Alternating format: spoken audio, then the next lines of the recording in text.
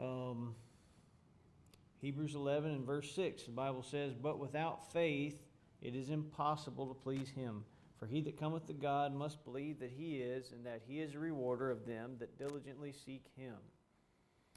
And in Revelation, a few weeks ago, we looked at Revelation in chapter 4, and the beast and the 420 elders, they're singing a song, and it says, "All things were created by God," and this is just paraphrasing, it says, "And for thy pleasure they are and were created." We are created for God's pleasure. And we see here that without faith it's impossible to please God. So, as a Christian, we can live a life defeated, but we don't have to.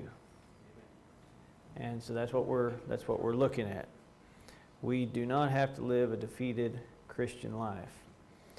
So it starts with faith, and this chapter, Hebrews chapter 11, speaks of many people and many instances of people that had faith and demonstrated faith and some of what they went through. And I thought if we could look at them this morning, that maybe we could just look at their lives and just look at them not necessarily as Bible stories or as these heroes that we, sometimes we get in our minds we could never attain, we could never get to their level or whatever. But these were just people. They're just people, just like you and me. And but before we start into those, I want us to turn to Romans chapter 1. And let's just establish something here first. Romans chapter 1.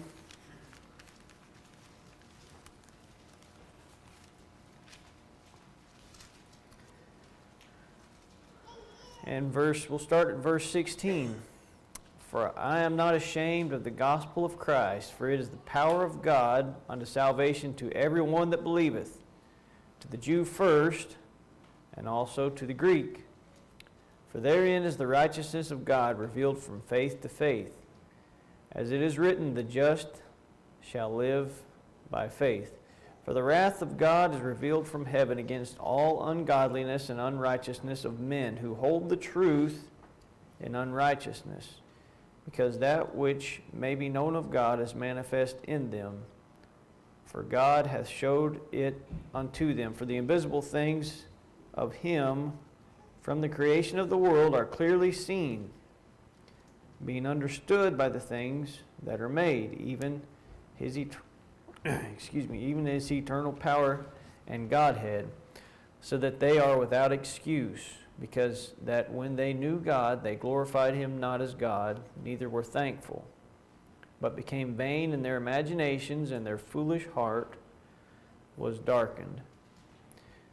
This passage of Scripture right here is just, and the whole first chapter of Romans there, it's just talking about that God has revealed Himself to everybody.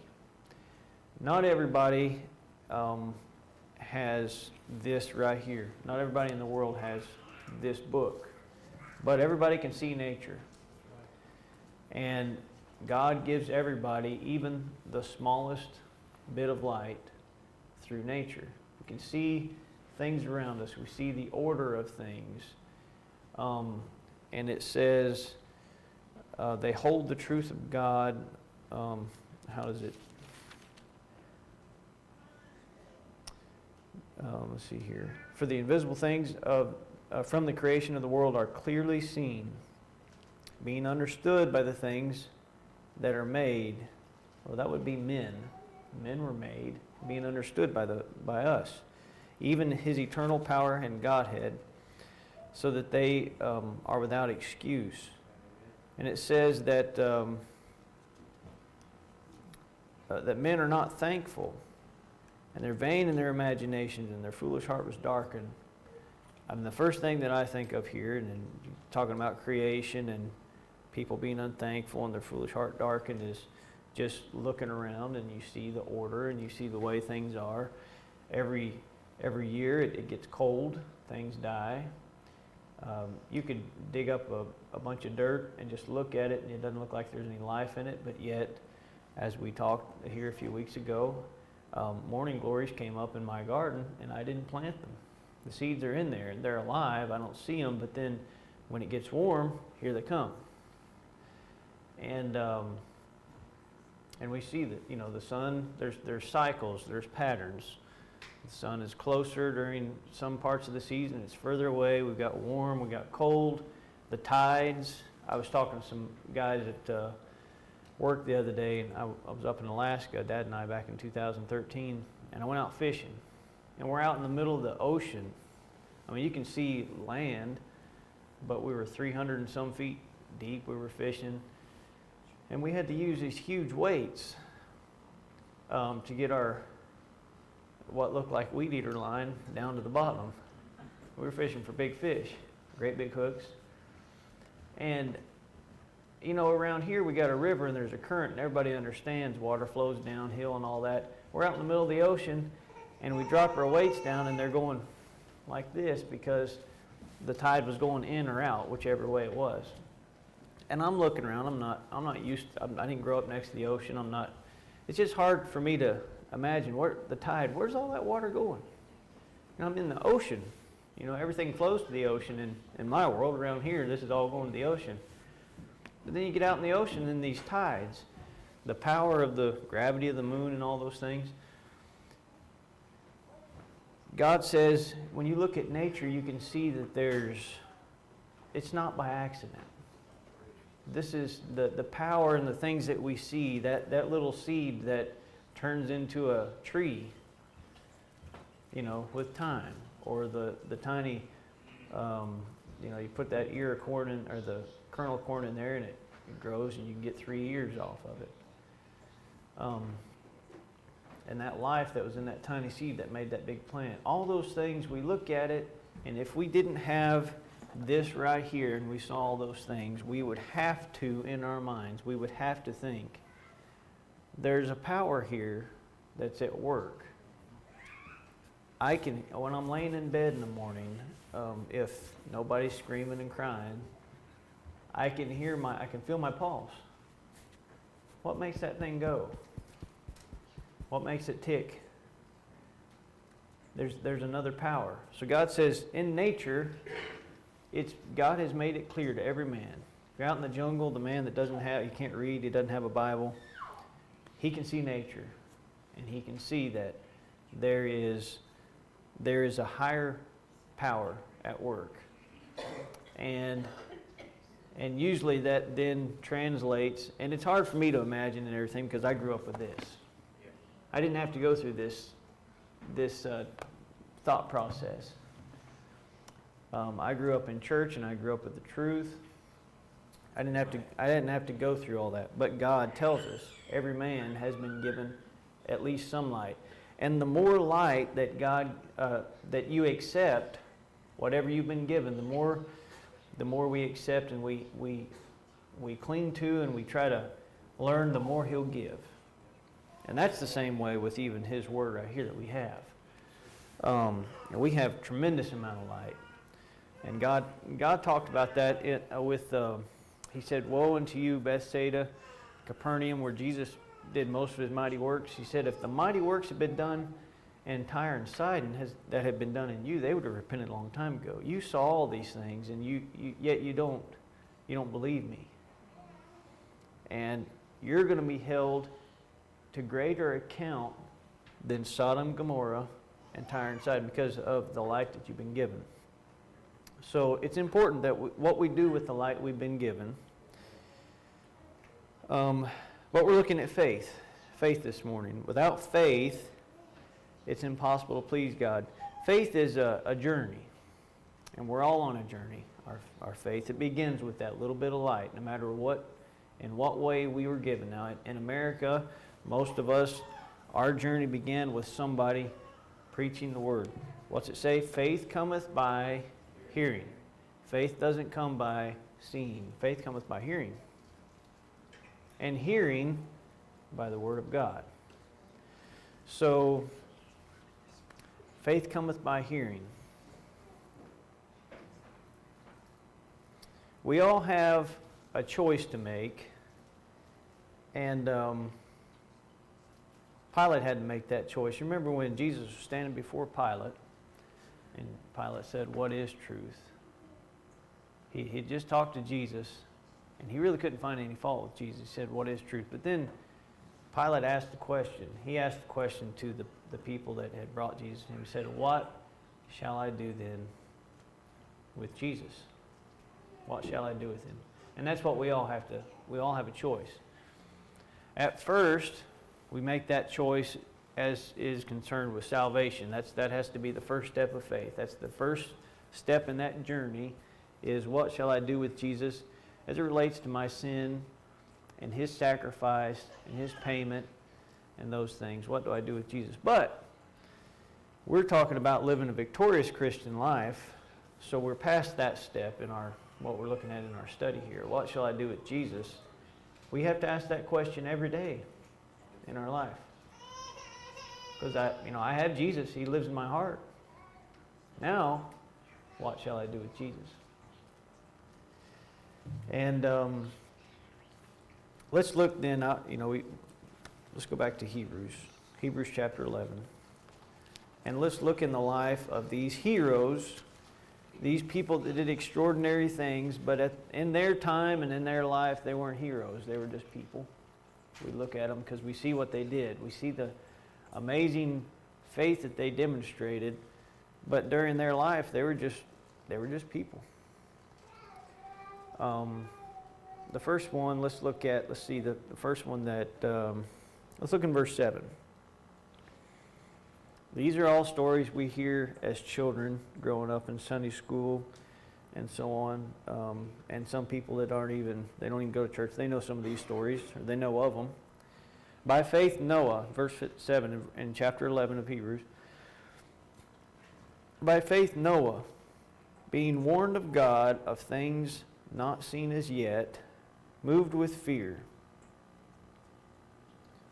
prepared an ark to the saving of his house, by the which he condemned the world, and became heir of righteousness, which is by faith. Noah built an ark. He spent, it was over 100 years, 120 years, something like that? 120 years. He preached to the people. It had not rained. There were no zoos back then. So to collect all the animals and things like that, it was a first. All these things were first. Why would you build a boat? I mean, it was the biggest thing ever built like that, as far as we know. But he was warned of God of things, it says, as yet, not seen as yet. Faith came by hearing. He hadn't seen these things. There's never been a flood that covered the earth. There's not been one since. We've seen floods, but we've not seen anything like that.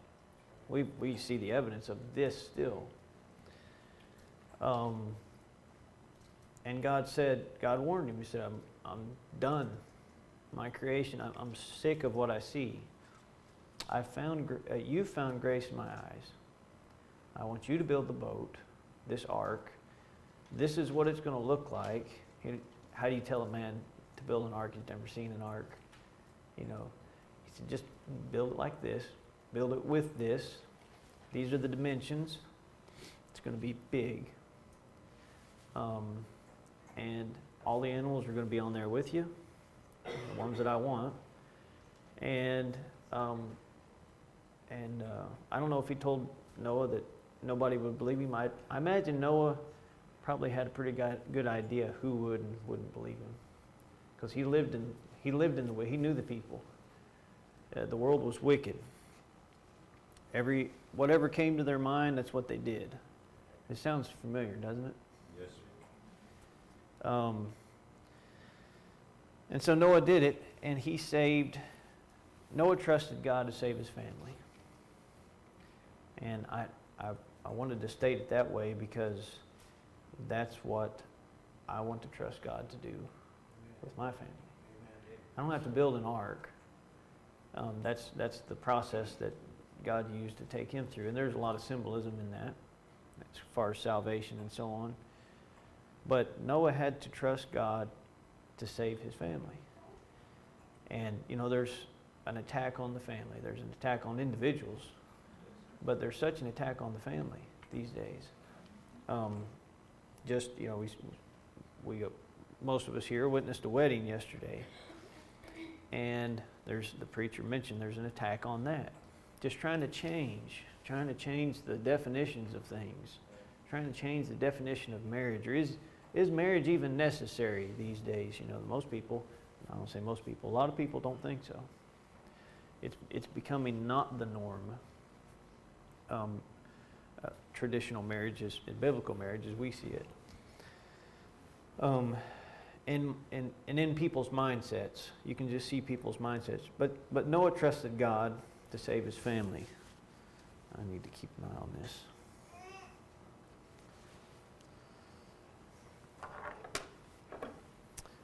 Let's look at Abraham. And there's a lot said about Abraham. We won't look at all of it, but let's look at verse 8. By faith, Abraham, when he was called to go out into a place which he should after receive for an inheritance, obeyed. And he went out, not knowing whither he went. Now, I mentioned this a few weeks ago. It mentions Sarah a little bit later, but I see Sarah in this verse. She really had to trust her husband. I mean, we've moved. Where's my wife at? She's downstairs.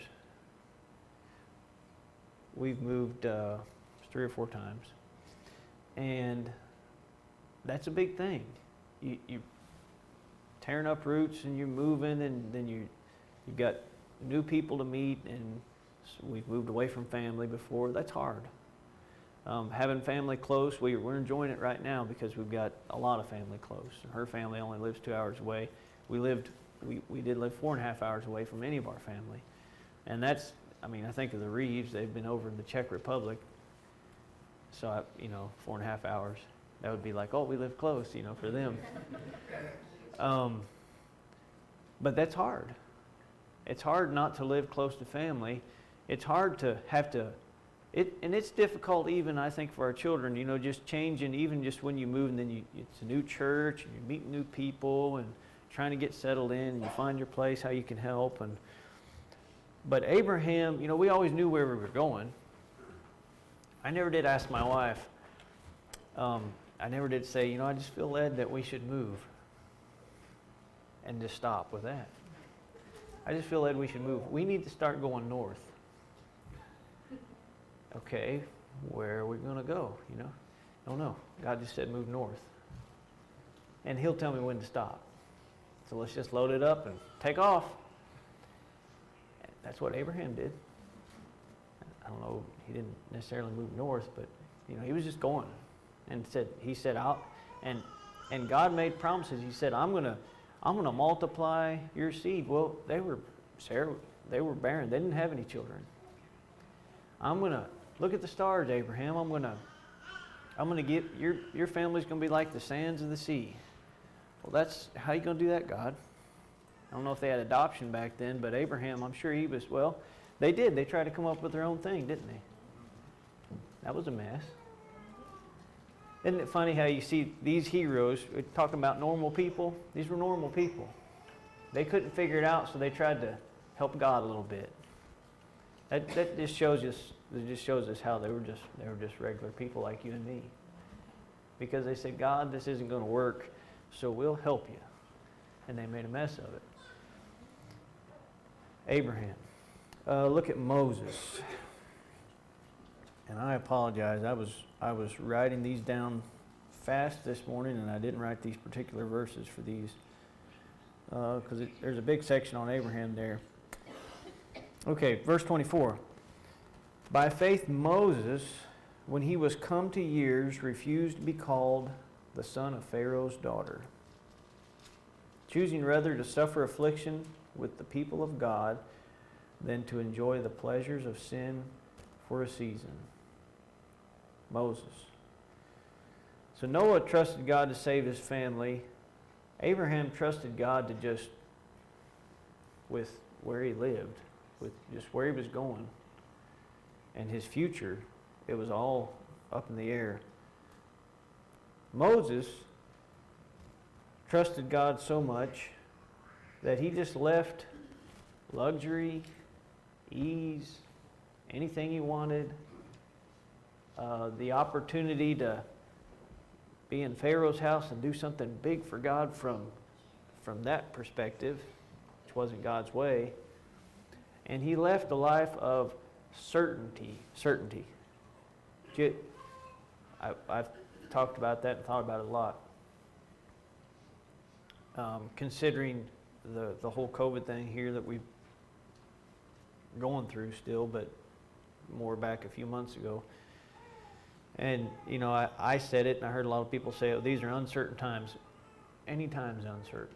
Man. That's right. I mean, my aunt, back in the fall, she was down here in London, and they were in a car wreck. Well, all of a sudden, certain times became uncertain, and she's still dealing with it.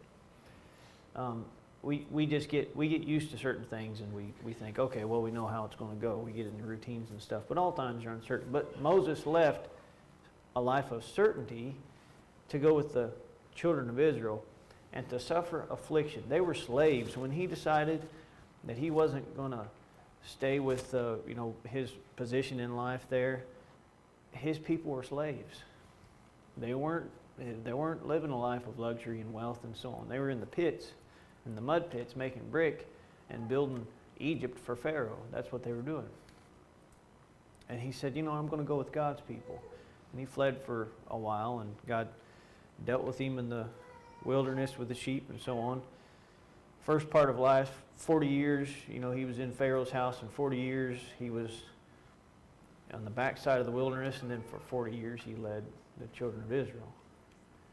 He was broken up basically in 3 spots there. He lived a long life. But Moses, he left a life of certainty to follow God.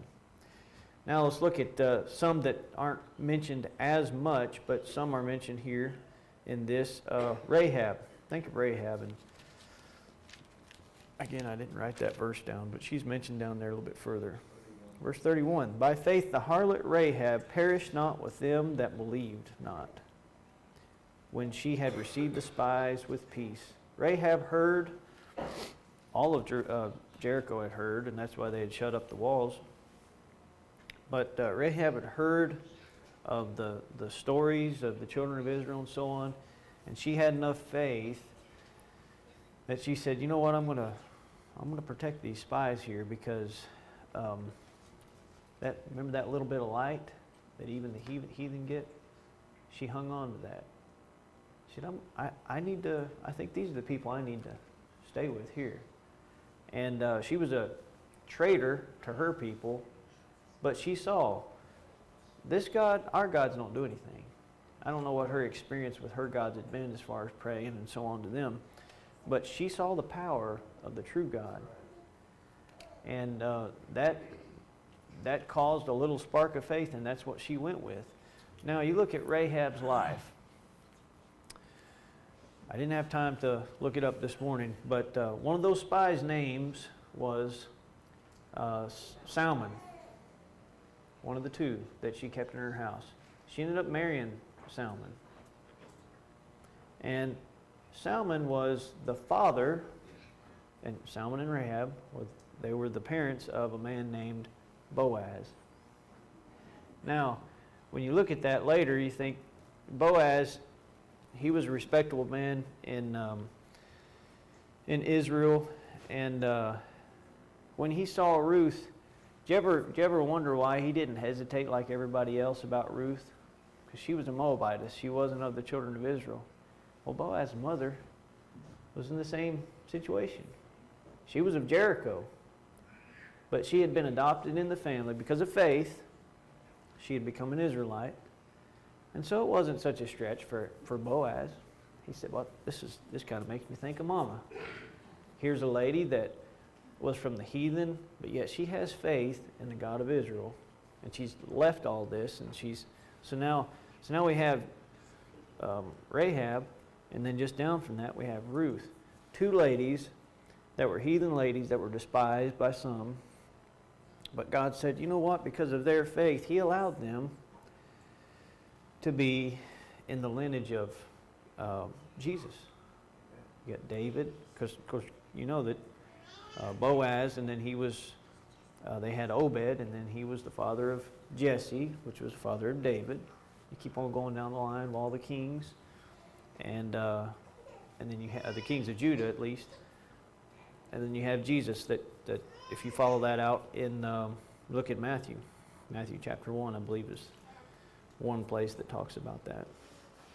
So Rahab, she had faith. She left the heathen, and God let her get in on something big. Think of Hannah. She's not mentioned in this. Her son Samuel is just mentioned briefly, but Hannah had enough faith that she gave her son back. The one that she was barren, she couldn't have any children. She had enough faith that she said, God, if you just give me a son, I'll give him back. And she kept her word. As soon as he was weaned, she took him to the temple. Now, you think, well, of all places where he would be safe, that would be the place. Not in their day. You know whose house that he stayed at? I mean, he's in the house of God, but Eli was over the temple. Things weren't so good at the house of God back then. And but she had faith, and she came back every year. And I wonder how many. I wonder how Samuel. I don't know. You think of people, and we look at them in a like they had a glow about them or something like that. Samuel was a young man. I think probably after maybe he was 15 or 16, here comes Mama with his coat. Every year she brought him a new coat. Mama, you don't have to do that, But Hannah, she remembered her promise to God. And she put something in Samuel that Eli didn't put in his boys. And you never hear of Eli's wife being mentioned. You don't hear her name anywhere. I don't know what kind of lady she was. But Eli and his wife failed with their sons. They failed bad. Their sons made the house of God and the sacrifices to be just a putrid thing to the people that were coming. They were sinful men, the two sons, and they were judged for it. And so was Eli, because he didn't do anything about it. But Hannah had faith. She gave her son to God. Samuel had enough faith. God did, but Hannah put enough of the Word of God and the fear of God into Samuel that he didn't fall to that. You think about that. A young man growing up in that kind of house, what kind of trouble he could get into, how he could have turned out. But I think it was because of the faith that Hannah had and her commitment to God that it influenced Samuel to the point that he didn't go with all that mess. He didn't get involved. He kept himself pure. And when God spoke, God didn't speak to Eli. He was a grown man. He was a priest. God spoke to Samuel. And he said, I'm going to judge Eli's house. And Samuel had to be the one telling him. He was a kid when that happened, when that judgment was given, when he was told about it. David. Now, of course, we think of David. He killed the giant. David, he slew the bear. He slew the lion. He was taken care of. David, there's a lot of things. David's life is written out in Samuel. More written about David, I believe, than any other king, as far as his life. So many lessons we can learn from David's life. But I see the character of David, and it has to do with his faith. He never touched Saul. He could have killed him.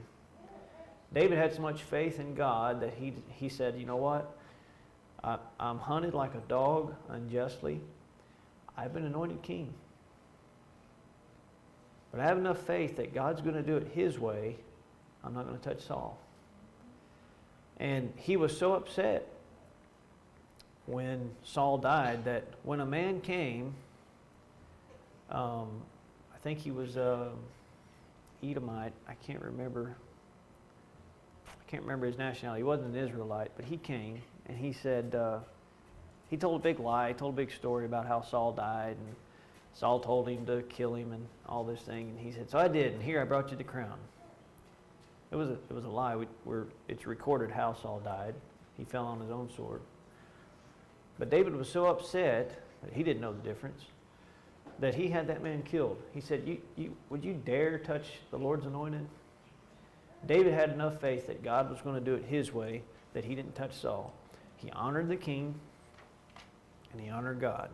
And he said, I'm going to do things God's way, no matter how much I'm mistreated. I know that God knows my heart, and I'm going to do things right no matter how much I'm mistreated and how much I don't understand what God's doing. Now, that is something that we can apply in our lives. You know how many times, I don't know about you, I'm sure it's the same, that I think, I'm trying to live right, I'm trying to do this, and I'm trying to do that. And I don't deserve the way I'm being treated right now. And, I'm prone to complain. I'm prone to complain.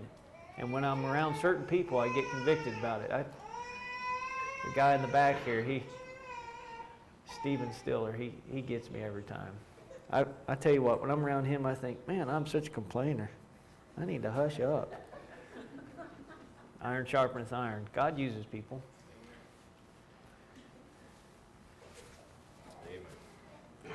I see some looks being thrown back and forth.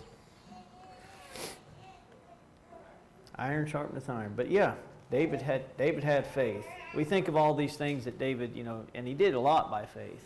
And he messed up through unbelief too. He messed up when he just wasn't doing what he was supposed to be doing.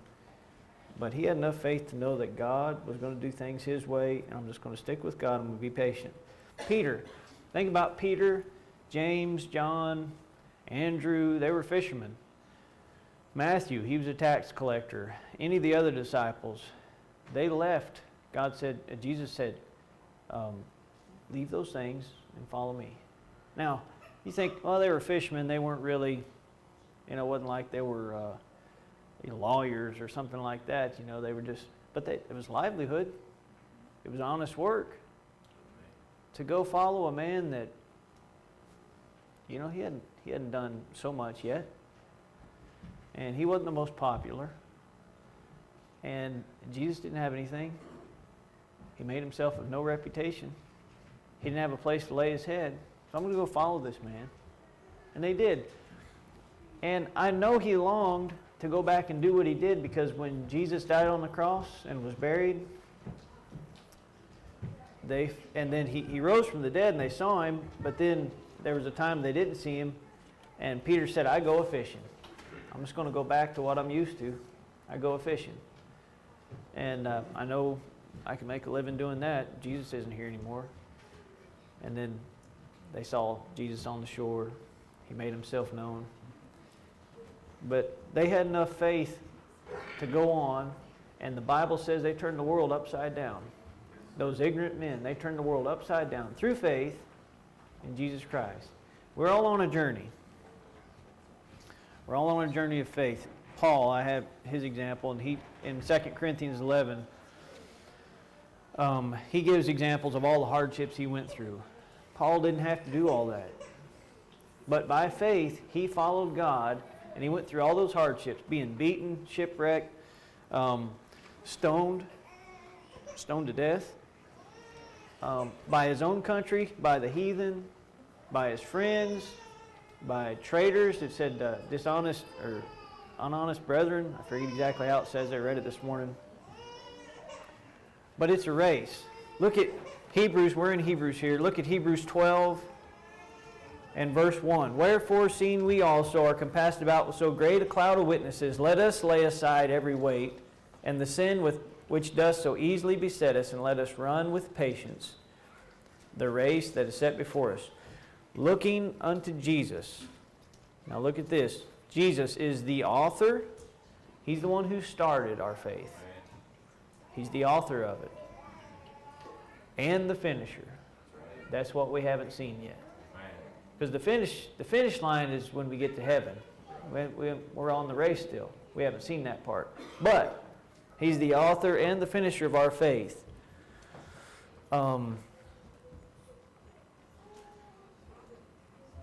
Who for the joy that was set before Him endured the cross, despising the shame, and is set down at the right hand of the throne of God. Jesus Christ, He left heaven. He left all the glories. He didn't need to do any of that, but He did because He loved us. And He came down, and He endured all these hardships and all these things, but now He's sitting on the right hand of God again. He's the author and He's the finisher. And so our faith, it's likened to a race, and it says we need to lay aside the sin, the weight, and the sin which does so easily beset us. If we're going to live a victorious Christian life, we're going to have to lay aside some things. Now it says two things here. It says lay aside the weight. When you're in a race, you don't put a weight jacket on. You don't put them sandbags around your ankles. You don't put all those things. There's weights. I think there's things, I know there's things that are not sin in themselves, but they weigh us down. They get in our way. And when we find those things, if we're going to do anything for God, just look at Abraham. I'm sure he had to just leave some things behind just so he could do what God said to do. He just had to say, you know what, I'm not going to be able to accomplish what God told me. Or Noah, I've got to build an ark. Well, I can't go play shuffleboard every Wednesday evening if I'm going to build an ark. He had to lay aside some weights. I don't know what Noah did back then, but we have weights we have to lay aside. And the sin, which does so easily beset us. We all have things that are sins.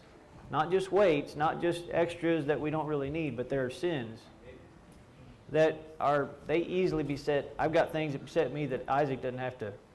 It's not such a hard thing for him to overcome. And so on and so forth. But we're going to have to lay those things aside. Faith is hearing.